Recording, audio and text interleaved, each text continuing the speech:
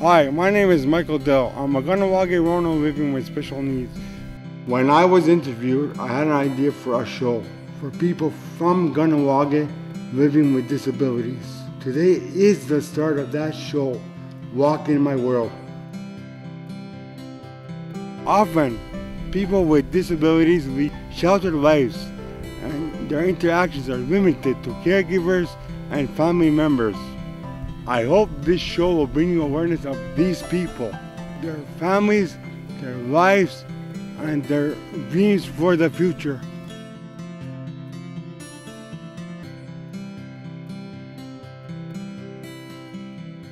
Welcome back to another episode of Walk in My World. Thank you for sticking with us through the summer, through the Walk in My World rebroadcast. I hope you all had a good summer and are ready to be prepared for the fall. Well, this is my first episode since I left for a summer hiatus, but I hope, like I said, I hope everybody had a good summer. For this episode, I have with me today Grand Chief Mike Delisle of the Mohawk Council of Kahnawke, and we're just going to have a generalized chat about disabled issues, and we're going to see what his take is on that. This is not a political interview. There's other forms of media for that. Welcome, Mike, and thank you for joining us on Walk in My World. Yeah, well, my pleasure. So I guess I didn't really prepare a script per se for this one because I wanted it to be real to reality. So I guess my first question would be is I have to put myself in there for a minute in order to explain to you what this question is. I live this way 24/7, 365 days a year. Now, I know you have a pretty demanding job of what you have, but if tomorrow you couldn't go into work because of a disability, all of a sudden rise overnight, do you think you would be ready physically and emotionally to accept your new challenge? To be quite honest, and I'll try and keep it real too, probably not. I can't imagine having any form of physical disability because, as you said, I don't live that way, 365 days a year. Luckily, I wasn't afflicted with anything, so I'm sure if something were to happen, unfortunately, I don't think I'd be prepared. Not only about job, but I mean in life. You have to change, I'm guessing, and this is purely a guess and speculation, but everything on how you live, on how you do things, and how you would operate. And that's just physically, but I think it'd be probably even more devastating in terms of mentally and emotionally, trying to deal with some type of disability that you never had to before. Yeah, and I get the question all the time when I go around the community. Oh, it looks so easy because you're riding around in that chair all day. Well, Kahnawke, it's not easy. I have a good supportive family who really put me together and keep me grounded and in check. But if I didn't have that supportive network, then where would I be? Luckily, my mom has gone 10 times over beyond the call of duty. So for that, every once in a while, I like to add that into my show, and that's where that's going to go. But now, on to the business at hand. You've been Grand Chief for how long now? Since 2004. Okay, since 2004. Now, obviously, in your job, you're aware, or you're made aware of certain things that happen in the community, be it generally or emergency, whatever. But how aware are you about disabled issues in terms of Kahnawke? Again, to be quite honest, not very. We've had very basic preliminary discussions probably about 2 years ago now on accessibility to public buildings. You've raised awareness in some instances, trying to find ways to, I guess for lack of a better term, accommodate and ensure that accessibility is a priority, that people with any form of disability can have access not only to people but of services and so on.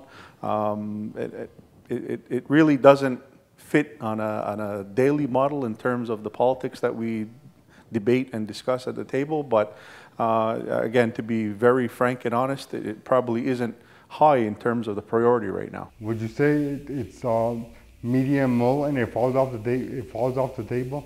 More than likely, yes, I would say medium to low. Okay.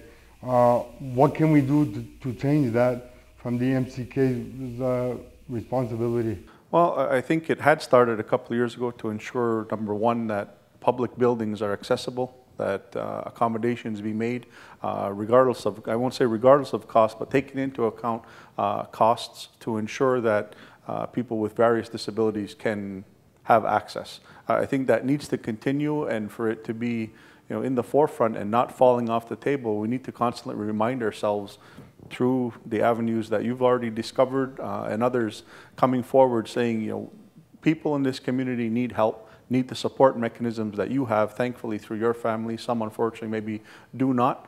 And I think that's the major reason why a lot of times, maybe it doesn't fall completely off the table, but isn't a priority. We need to be reminded, and whether that be through any form of media or personal contact with people that do have the disabilities, more than likely and more often it comes by complaints, if you will. But to me, that's a reminder. So some type of mechanism to have constant reminders in and around our discussions.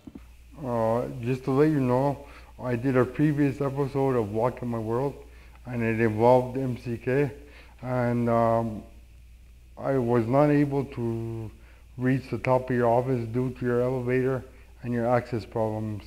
I would hope that you will be working on that sometime in the near future and in the short term, because I know we have a lot of elders that go in to pay their water bill in the Sitch, and they say that, I don't want to say that I'm speaking for anybody, but I just hear in general that it's rather difficult to access that building.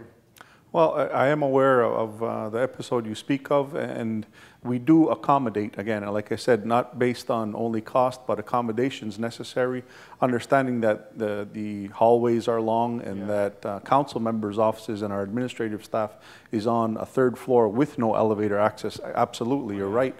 But we do accommodate when you or other people, including elders in the community, can't walk the long hallways or come down. There is an office set aside. It may not be enabled to accommodate some apparatus sometimes, and we're aware of that as well. But we do try and accommodate as much as possible, and there is an elevator for elders or anyone else to utilize at least the services within the main part of the building. It's really only council access and our secretariat that it becomes difficult to access. Okay. So people can be assured that they can get into council, but it may not be where they want to be, but they are accommodated in another room. Absolutely. If you were to come and say, I need to meet with Mike Delisle, you obviously can't make it into my office up on the third floor. There is a room, a space that we can accommodate anyone, and council members come down to meet with them there. Okay. So, so my next question is that, how do you feel about how do you feel about seeing adapted transport come to Kahnawke? I think it's necessary. We've seen other services cut in terms of transportation in the past, as well as we've seen others grow. I'll be very honest. Again, I'm not aware whether it's actually offered at this point. From the question, I'm gathering that it isn't. I think it's necessary. Again, based on cost, need, and some type of proposal, if you will. I think it can be considered. I won't make any promises, obviously, but make it aware to someone, and we'll address it in some way. My next question is, they have the young adults program run through community services. I was there for a number of years, and I'm still involved on a small scale, because obviously went into this, and I'm currently at the Kahnawke Learning Center as well, and as well as various other things. But how do you feel about, like people that are at the On Those program? Maybe some of them want to be there. Maybe some of them want to be at the hospital. Maybe that's all they can do for their day at both programs. But how do you feel about supporting employment in the community of Kahnawke? Well, I think it would be a great initiative to have, because we have employment enhancement program, but right now the only, I'll say, agenda that it meets is for social assistance. Why not look at other facets in the community, other groups in the community that can be accessible? And obviously it would have to be tailored to the type of job, given the type of disability but that the individual would have. But why not? It happens elsewhere. Why can't it happen in Kahnawke? So would they fall under MCK, or would they fall under DEWA? It would probably be partnership, and it's more of a social networking issue, probably including KSCS as well, in terms of ensuring that care is given and so on. Transportation may become an issue as well, so it's probably a network between MCK, DEWA, KSCS, and maybe others. Yeah, so because that's what comes up all the time. That's one of the areas that comes up all the time. And the other area is adapted housing. Like for me, I'm fortunate. I live all the way out there, but I can take programs at an outside summer camp where I can learn to live independently. My mother is not going to be around forever. That's a topic that's on the table. Step by step, we have the group there, and that's all we talk about. So we talk about general issues like that. But the thing is, there is adaptive housing to your sixplex that you put up there, and there's nothing wrong with that. But that's for people that are ambulatory, walking around. Could you look at something where more attendant care is provided, but it's like an apartment with 24-hour care? I won't say anything can't be looked at, but again, it's probably a partnership, maybe even with Caddo Memorial Hospital Center, looking at help needed through political initiative to see if dollars can be accessed, because ultimately that's what it boils down to, is having the money to be able to build a facility, whether it be apartment complex or not, to accommodate the people that we're looking to service. Like you said, the sixplex was a good first kick at the can, a very small start to access some of these homes for what they call victimized people, if you will. I don't like to use that term, but in federal terminology, that's how it was proposed. But again, if we're looking at some type of partnership to ensure this happens, I would see us and community services again, and more than likely the Caddo Memorial Hospital Center coming together to look at accessing programs and/or dollars to not only build, because it also, like you said, talks about aftercare and ensuring that there is, whether it's 24-hour or some type of assisted living, similar to what we have in independent living as well. Yeah, but it's not a hospital setting. Agreed. Yeah. Agreed. And so the next thing I had on my list was, do you feel that there should be, I know you're looking at reducing the number of counselors on your council, but do you feel there should be a counselor dedicated to just these types of issues? That's interesting. I've never really thought about it, and it's not me or us that are looking to reduce it. The election law, just to be clear, is going through the community decision-making process right now, so it'd be up to the community to decide if they lessen the amount of council members, just to, again, to be clear. But it's an interesting proposal. There is no portfolio per se that deals specifically with the issues you're talking about. I think the most closely correlated one is probably the community services or Ongwat Dagidat Dasara seats that council has, but it's not specific to the issues you address. I think it's something to consider. Again, I'm being very frank and honest. It's very difficult on a probably weekly basis to deal with some of the things, but I won't say no. It's something to consider for sure. And a question that I get all the time since I've done these episodes of Walking My World is somebody stopped me in the hospital many months ago, and they asked me, they said, well, you're doing Walking My World, but all I see you doing is these one-on-one interviews. They said, shouldn't you be helping us get a bus? Shouldn't you be helping us get this and that? And I had to step back for a minute and say, it's not all my responsibility. Yes, it's the MCK, it's community services, it's all the bodies put together, but it's not my responsibility. I said to that person, if you feel there's a gap in some kind of service that you see, because he was disabled himself, and I said, maybe you should get on the phone or write a letter. He said, it's council, they're not going to listen to me. I said, well, you never know until you try. And then I just walked away because I don't want to use this show for people's agendas and what they want and negative and stuff like that. I don't know if you've seen a couple of the shows where we're dealing with sensitive issues, but we're dealing with it from a family aspect. So that's not only the way I want to keep it, but that's the way we've gone.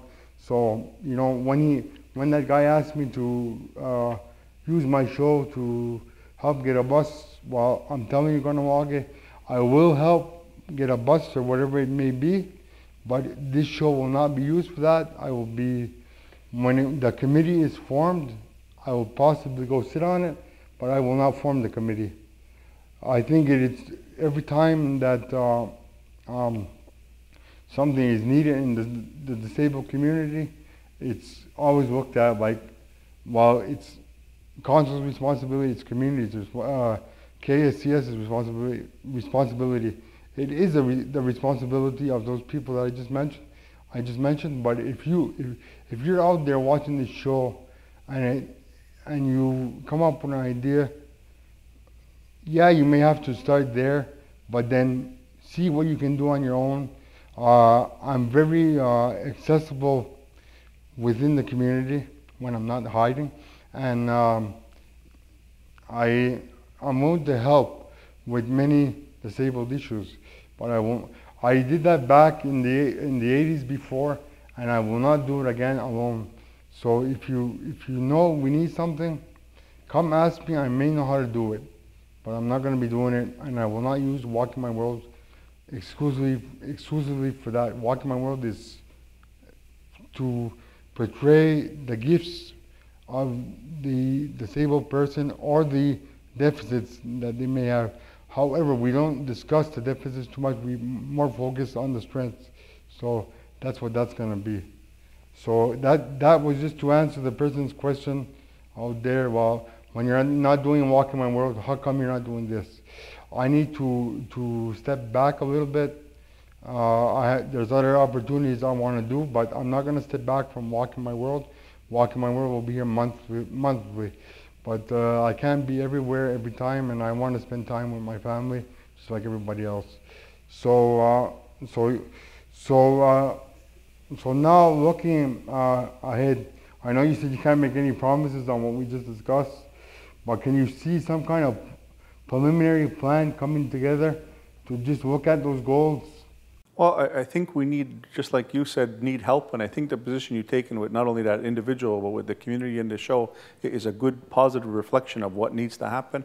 It's easy to say, you know, it's council's responsibility, or it's KSCS's responsibility, or I think it's all of our responsibility, and I'm not saying this in a political way to try and cop out of what this thing is, but if you ask me, I don't know where to start, to be very honest. I don't know what the plan should look like, but I think if you're talking and the community is now talking, not only handicapped community, but the entire community, on putting together a plan of action, what it's going to take, because again, it will boil down to some dollars and accessibility there as well, but where do we start? Well, what's the best plan? And I like what you said, you know, to this individual, saying that don't only look in one direction. Don't only look at you to be, the champion for this thing, for our cause, so to speak. Don't only look at, and I'll say it on behalf of us, don't only look at council and or KSCS or other funding agencies as well, but I think collaboratively, if we put together a plan with the expertise, with the people who know what's needed, what's missing in this community,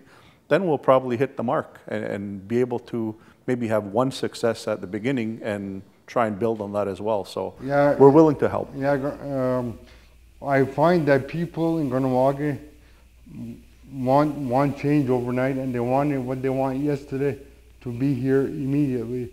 While in the disabled community, it's not going to be that way, because if you've watched how I put the shows together, I wasn't perfect when I started. I've gotten good at my show, but that's through many people's help. So, the shows here, the shows at a good point. So, don't expect that we're gonna get a bus or whatever we need overnight.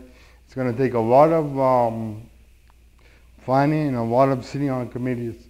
So I have an offer to make to you, and do with it as you will. Do you think there should be some kind of meeting where all these parties get together and we sit and I don't know, spend a day and a half to really prioritize where we're going to go? So that would be the hospital, KSCS, and all these areas, because it was tried in the 80s and it hasn't been tried since. And the issue, I can tell you honestly, the issues are still the same, if not, they've grown.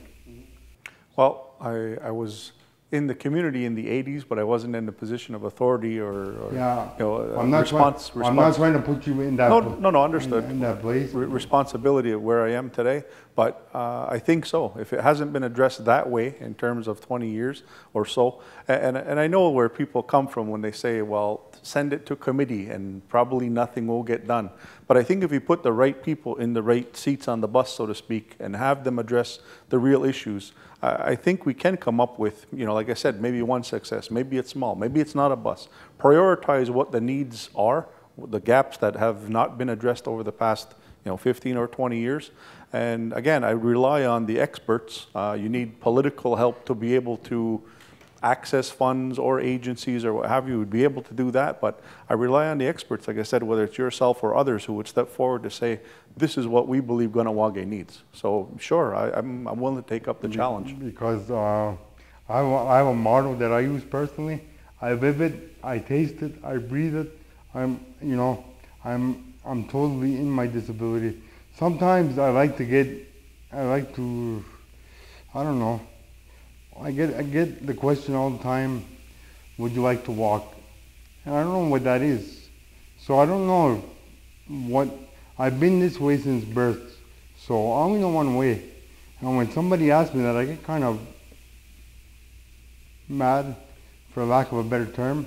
So I don't know. So when people ask me that, I know where you're going with that question, but I only know one way. And if I could, I don't know if I would want to change place, because, the Creator put me here this way for a reason. So He must have wanted me to do something while I'm here. So this is what I know. And when the Creator takes me, He's going to take me and put me somewhere, hopefully better than here. That's a good attitude, Mike. Yeah. So, is there anything else you wanted to add before we finish, or anything you think I may have forgotten? Not really. I would just thank you for the invitation, and again, the eye-opener. It only happens probably every couple of years in terms of having this type of exercise and or discussion, whether it's at this level, whether it's at council table or anybody else. But we need to, I think, follow through on what you're suggesting, is having this roundtable discussion, whether it's half a day, or as long as it needs to be able to address these gaps and try and put some measures in place to have a success in the community. Yeah, because then, it would be nice to not go in it would be, it doesn't happen to me every time but sometimes it's happened to me on 2 occasions. It would be nice not to go into a public building in Kahnawke and tell me, hey, you're responsible for this. I tell them, hey, you're responsible for this, not me. As well as I'm responsible for this, everybody in Kahnawke is responsible for something. I agree. I'm not totally taking this on by myself. So I want to thank you for coming to do the show. It's been a pleasure to have you here, and it's just to let everybody know out there that if it was not as hard as everybody says that it's hard to reach the MCK, and they're very hard people to work with, because I've heard that negative connotation in the past. I may have not been able to talk to Mike, but I've been able to talk to people that work under him to get him to come here, and it wasn't that hard.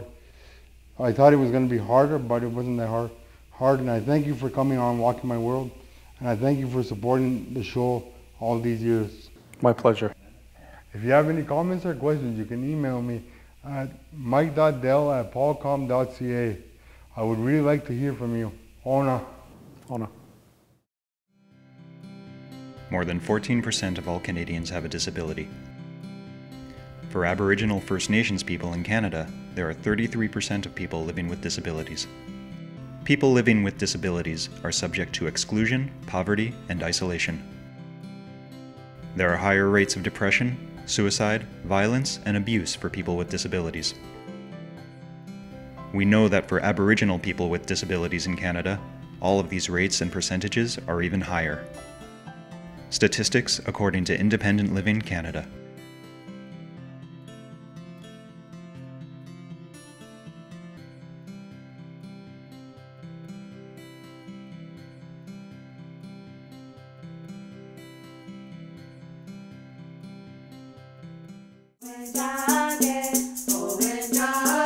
Kahnawke haga thadi adaraste kayerniga hiadu zewaderoru.